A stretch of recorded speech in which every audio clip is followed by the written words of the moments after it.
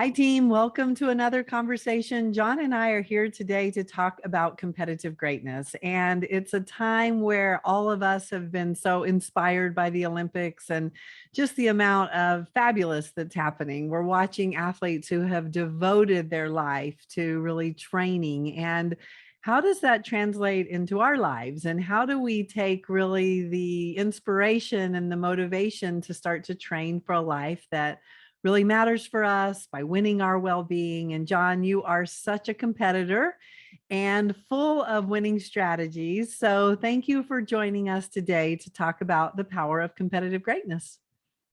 Thank you, Colette. It's always lovely to be here. Well, so when we talked about the topic today, you were like, tell me about competitive greatness. So when I just bring up the word competitive greatness, what shows up for you? What does it mean to you? So interesting, isn't it? You know where my attention went to immediately? The men's high jump in the Olympics. I don't know whether you saw what happened there. I didn't take us through it. But it got to the point where it came down to two competitors left, and they both cleared the same height. And it was a great height that they'd cleared. And the officials said to them, okay, so do you guys want to do a jump off? One was from Qatar and one was from Italy. Okay. And the Qatar competitor said, can we have 2 goals? And the officials said, yeah, you can. And these guys just exploded in joy, started embracing, dancing around. They didn't need to defeat each other. They just appreciated each other. And it was such a beautiful moment. There was so much warmth and a lot of tears. And it was such a spectacular moment. It was such a step away from the harshness of competition. Right. There was a cooperativeness in the competition, which I just thought was so beautiful, you know? Yeah. Well, and John, that is a beautiful just visual of what competitive greatness from my perspective is really competing for me, right? Being competitively great for me, for what matters, never against anyone. I mean, the minute we're competing against anyone, all of the energy goes towards that competition to beat somebody versus that love of the game and the love of really competing and being my best. And so as much as it's great to have these visions of really wanting to go for big dreams, it's really hard. I mean, there's just a whole team of people around to support Olympians, to support athletes, and yet they fight the battle day in and day out of wanting to give up. And so for the rest of the world, those that aren't an Olympic athlete or a college athlete or a pro athlete and don't have that team around them, how would you say to really set ourselves up to be competitively great for what matters to us? Yeah, like it's so interesting. It's because I think, you know, when we're talking about the Olympics, there's so many lessons there, and sometimes we miss them. And as I say to people who I train, sometimes I say, I only have one rule in my classes, and that is you are not allowed to criticize yourself. I tell them that's other people's job, and you're stealing people's employment from them if you're doing it yourself. You know, but it's like self-degradation is so destructive. Like it's crazy, and it's also very self-indulgent. You know, so and I think also, you know, I learned from Ian Thorpe, you know, about the whole thing, like you say, about competing with yourself and being better and going the best you can, but it's not about how you stack up against somebody else. That's right. And in Sydney 2000 Olympics, I think it was the 200 meters, which was one of Ian Thorpe's pet events. And he was swimming against this wonderful swimmer from Holland named Peter van den Hoogenband. What a name, right? What a great name. Impressive that you could spit that out. Yeah, and Peter beat him, like just beat him, and won the gold, and Ian Thorpe won the silver. And when he came off the pool to be interviewed, of course, the interviewer wanted to talk doom and gloom. Right. He said, you must be so disappointed. And Ian Thorpe said, you're kidding. He goes, I swam the perfect race. He goes, I could not have swum that race better than I did. And he goes, you know what? Peter was just faster today. Yeah. And it was a beautiful moment. And it just shows what an extraordinary human being Ian Thorpe is, you know, to have that level of perspective and self-care. And I think that all of us, I reckon there's a couple of factors that are really crucial to us going where we want to go. Number one is finding our inspiration. Mm-hmm. It's very hard to live off somebody else's inspiration. Yeah. Now, your inspiration could be to serve somebody else and to be able to support somebody else to go to an incredible length. I think a lot of coaches have that. But if that's not it, well, you're going to have a limited amount of energy to serve somebody else's purpose. And you're going to have to motivate yourself every day.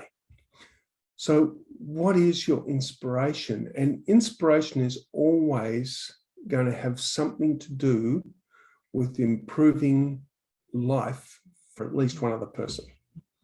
Always is. It's our contribution to humanity. So whether your inspiration is to be an artist and to create beautiful art, to touch people's hearts, or write music, or you might want to build bridges. Yeah.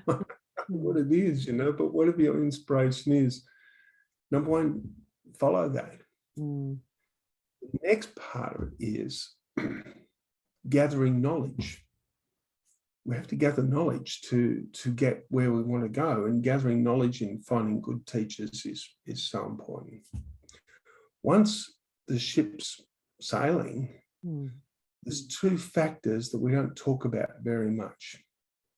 One is strengthening our will so that we can keep on our task, you know, and things that help you manage your will are things like making yourself go out and do some exercise, right, making yourself not drink too much alcohol, making yourself eat good food, disciplining yourself. It's a disciplining or factor. choosing, right? Choosing to know when to stop, choosing when to know when to start, choosing to get great exercise, choosing to move. I really like that reframing of, instead of a denial component, it's that I'm choosing to really care for myself at a very high level.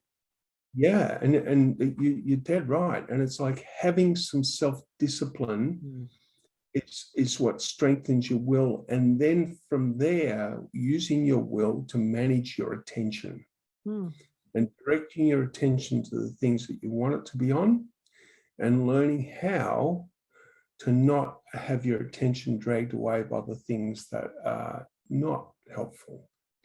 And if you do want to put your attention on something that's not helpful, as you said, choose.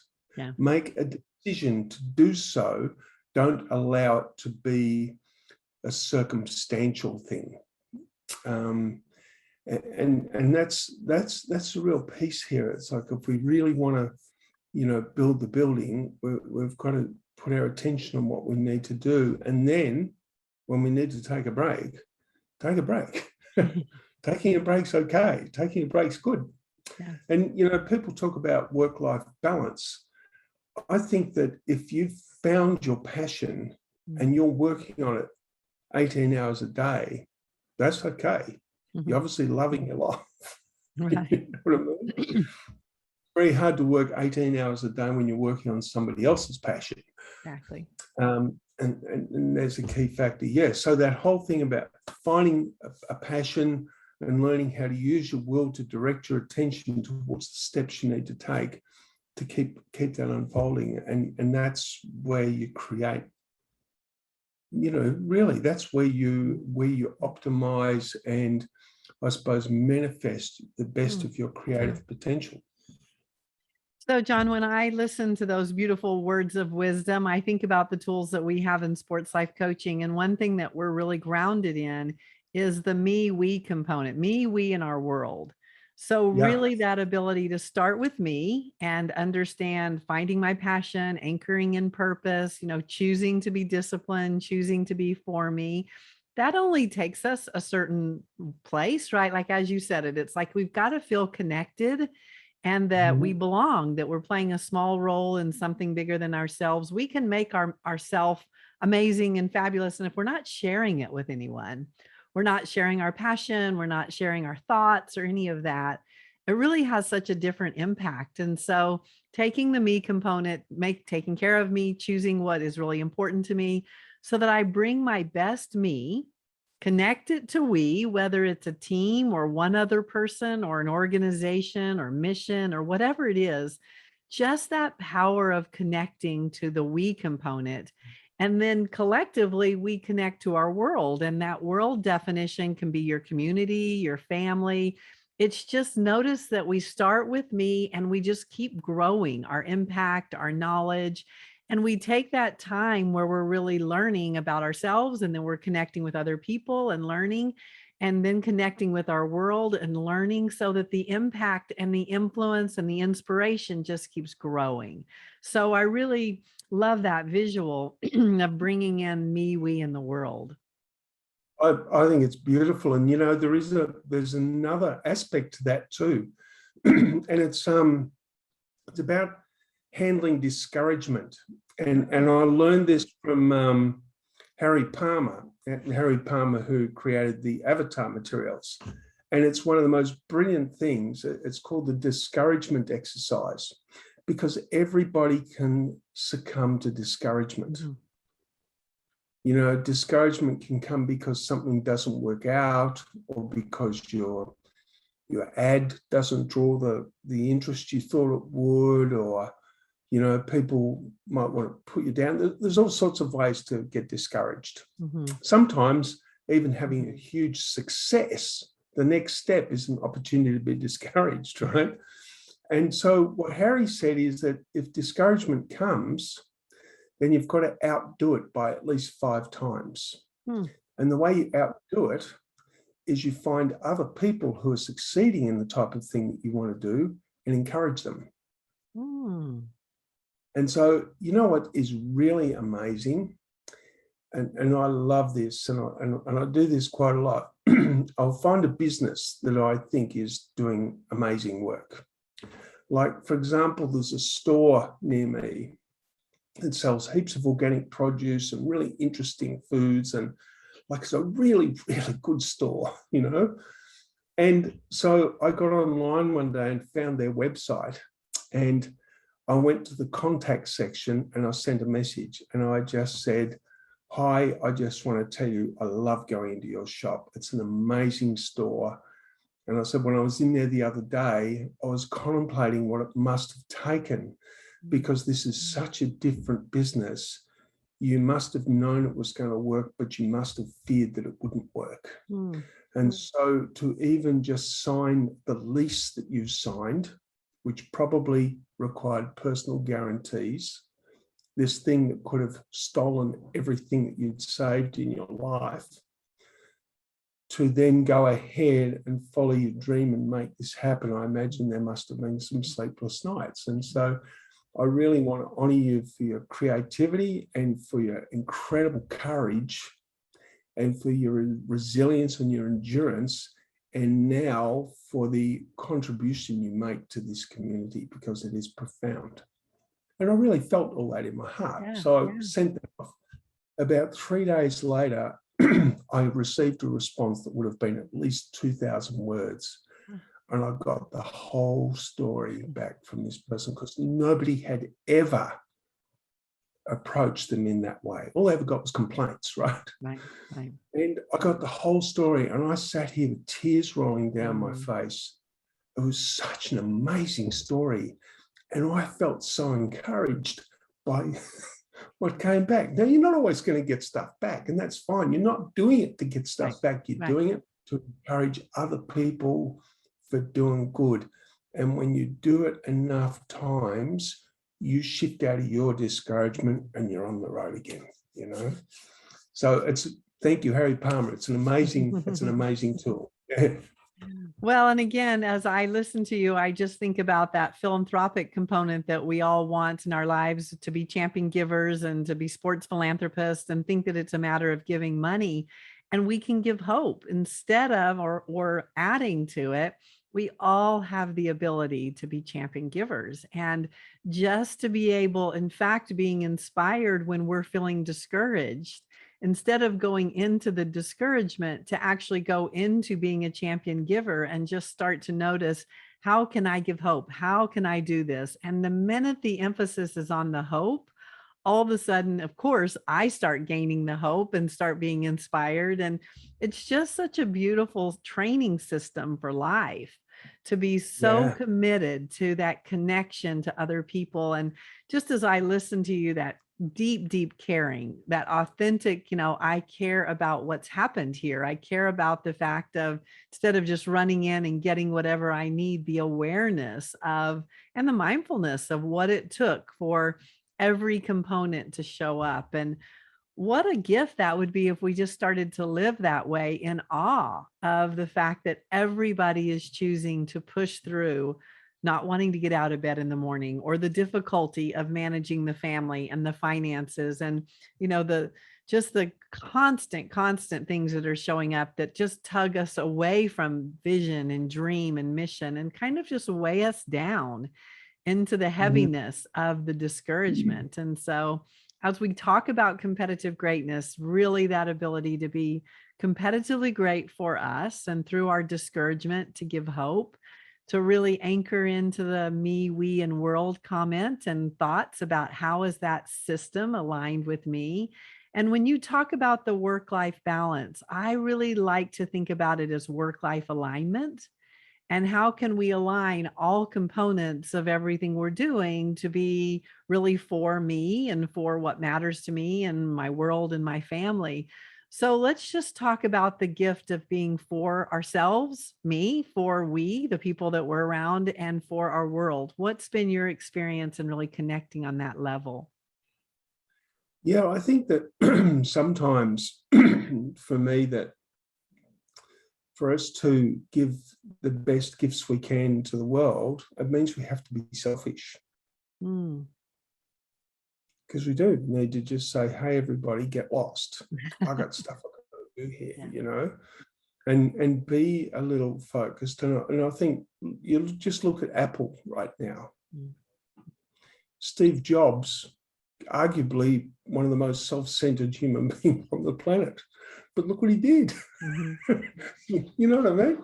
And it's like, but I think all of it comes down to that whole thing, as you said before, choose, be deliberate.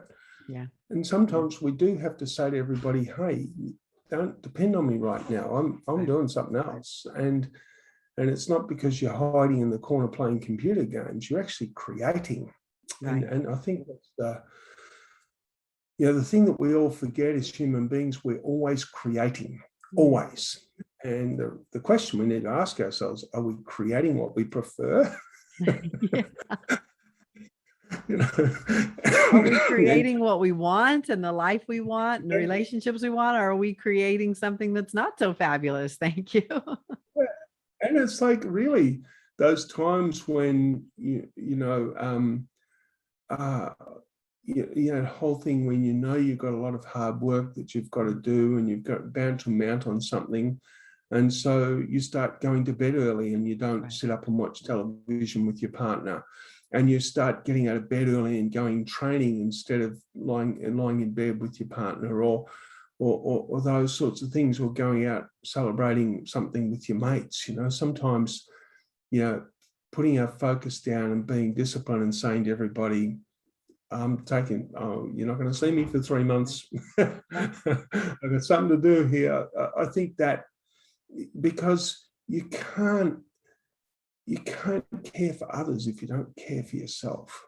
Yeah, we can't give away something we don't have. So if I don't fill myself up with love and joy and everything that I want to give the world, I don't have it. I mean, if I don't have money, I can't give it away. The same is true of our energy, of our love, of our compassion. If we don't have it inside of us, we just don't Yeah, have the ability to give it away.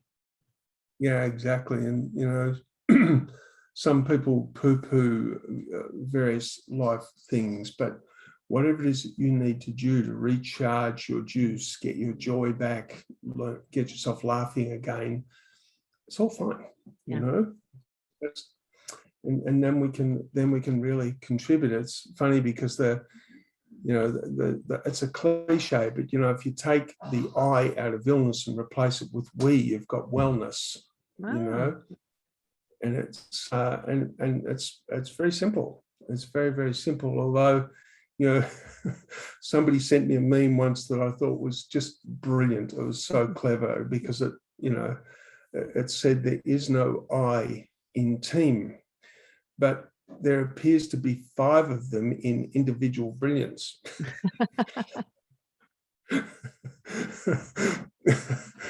Oh. And so when I go running, I like to run by myself. I don't like going running with somebody else. Right. I want to run by myself. I want to run at my pace. I want to have that quiet contemplation time. And when I come back, I'm recharged. I'm ready to go. It's okay.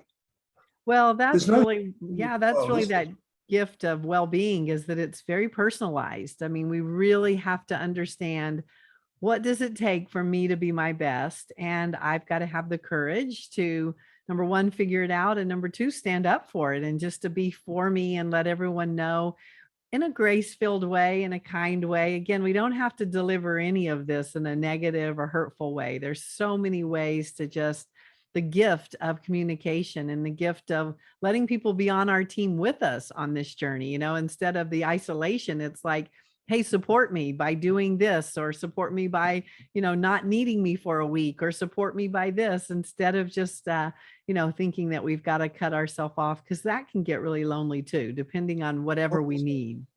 Yeah, there's 2 things to say about that. I've worked with a guy, Luke. I can't remember Luke's last name now, but he was the first graduate of the PhDs. I think he's a professor of emergency medicine from Yale.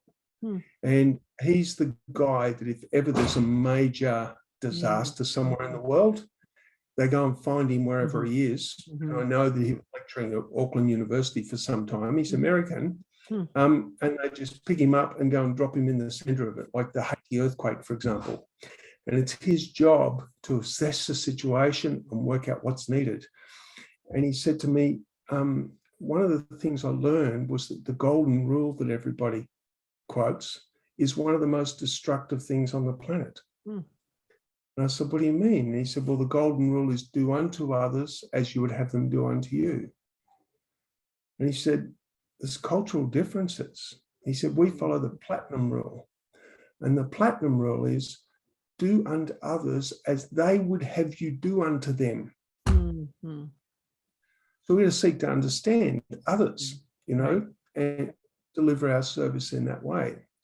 So that was one thing. But the other thing is I got a piece of wisdom when I was about 19 or 20, and I was in the middle of my physical education undergraduate degree, and I thought I knew everything there was to know about sport and preparation and that sort of thing.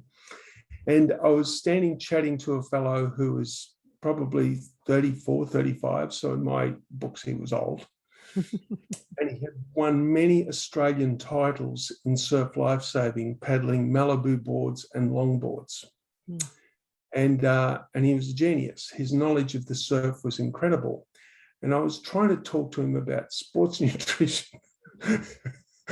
And he said to me, and you wouldn't believe what his name was. His name was Howard Hughes. And Howard said to me in his very slow, laconic voice, he said, Johnny, when you're training on pork pies and fish and chips and you're winning, why change? Good question.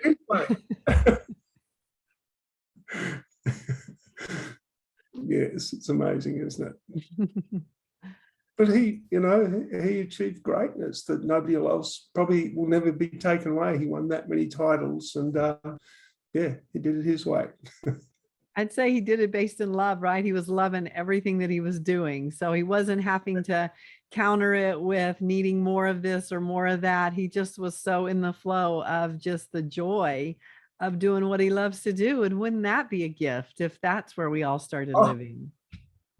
Totally grounded. Yeah, beautiful.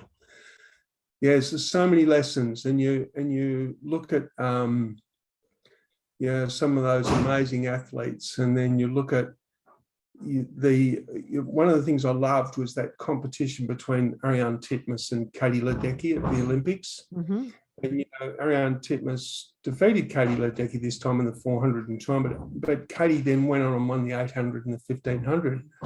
But the love between those two girls is beautiful, like the respect and they just love racing each other. It's not about national They love pride the competition of competing for themselves and for each other. Yeah. And making each other be better. Yeah. Really loving how it. can you break a world record if you haven't got somebody in the next lane making you go faster? Exactly. Yeah. We get caught up in nationalism instead of just appreciating the beauty of what's actually unfolding. But I think we're getting a bit wiser about that now, Well, we're on the journey. Yeah, we're on the journey to discovering it. And while we're on that score, I mean, it's amazing. I do just want to give a shout out. The Kiwis. I mean, they've got a population of 4.5 million people, and they took home 7 gold medals. It's like, they're amazing.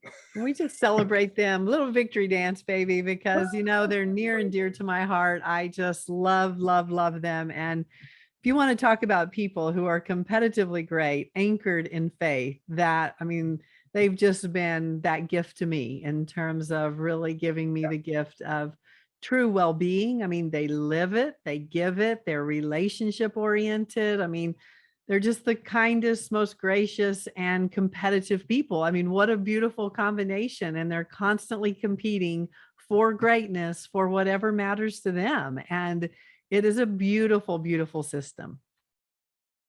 It is. Well, I call them Aussies without the ego. Well, you can call them whatever. I call them fabulous. So you know what? They are definitely a model of beautiful competitive greatness. So John, thank you for today's conversation. And team, it's your turn. John and I pass the ball to you to go out and be a champion for you, be competitively great, win your well-being, and just do it because it matters to you. Find the love in your life and really enjoy every component of it, because you and your life are so worth it. And whatever journey you go on, find support so that they can be cheering you on for it. So John, thank you for another great conversation. One quick thing to add Absolutely. to it.